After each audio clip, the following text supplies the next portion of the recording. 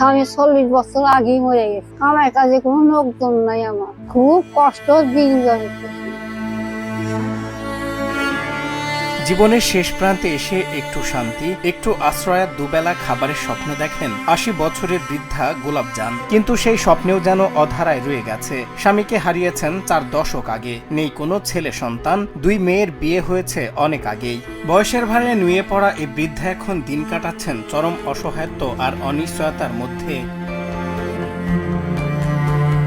সিরাজগঞ্জের কামারখন্দ উপজেলার ভদ্রাঘাট ইউনিয়নের বানিয়াগাতি গ্রামের একটি জরাজীর্ণ টিনের ঘরে এখন গোলাপজানের একমাত্র আশ্রয়। ঘরের চালা ফুটো, তাই বৃষ্টি হলেই পানি পড়ে ভেতরে। নেই কোনো আসবাবপত্র, নেই ভালো একটি খাট, তাই বাঁশের মাচার উপর শক্ত বিছানায় রাত কাটাতে হয় তাকে। কখনো ঘুম আসে, কখনো আসে না। বৃষ্টির দিনে নিজের কাপড় চোপড়ও রাখতে পারে না ঘরে, বাধ্য হয়ে প্রতিবেশীর বাড়িতে রেখে আসেন তিনি। স্বামী 40 বছর আগেই মরে গেছে।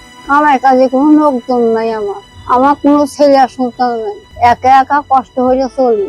আমার ভাষা ভাষা বাংলা, পানি পুনি করে, কাপড় চোপড় সব ওই পাইছি আগে। হুলন মাছালি হুলবি মাছাও শক্ত বাজে, কেউ বৈশাখী ঘুমায় পাইনি। আমার ছেলে থাকি সুতান থাকি, আমার ইমা কষ্ট নেই, খুব কষ্ট দিন যাচ্ছে। শুধু মাথা গোজার ঠাঁই নয়, দৈনন্দিন জীবনযাপনেও রয়েছে চরম দুর্ভোগ। নিজের কোনো শৌচাগার বা টিউবওয়েল নেই, প্রয়োজন হলে যেতে হয় অন্যের বাড়িতে।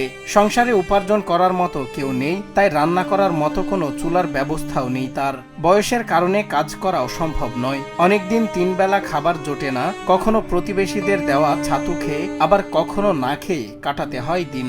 40 বছর স্বামী নাই, বেটা বেটু নাই, কি খায় কেউ বাড়ির প্রতিবেশী চারটে দেয়, অলি খায়, না অলি অবি থাকে। ঘর তো ভাঙ্গায়, ঘর নাই, পানি পরে, কাপড় চোপড় থোয়া দুঃখ, বৃষ্টি নামলে যে জায়গা জায়গা কাপড় চোপড় থিয়া দেয়। এদিকে প্রতিবেশীরা জানান, দীর্ঘদিন ধরেই মানবেতর জীবনযাপন করছেন গোলাপজান। বয়সের ভারে নুয়ে পড়া এই বৃদ্ধার পাশে দাঁড়ানোর মতো তেমন কেউ নেই।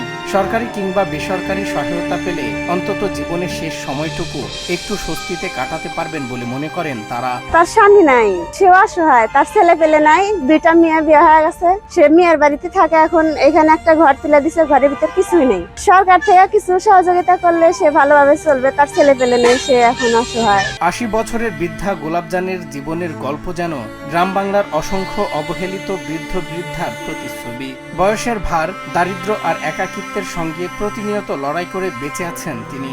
সমাজের বিত্তবান ব্যক্তি, জনপ্রতিনিধি কিংবা সংশ্লিষ্ট কর্তৃপক্ষের সামান্য সহায়তায় হয়তো তার জীবনের শেষ সময়টুকুকে কিছুটা স্বস্তিদায়ক করে তুলতে পারে।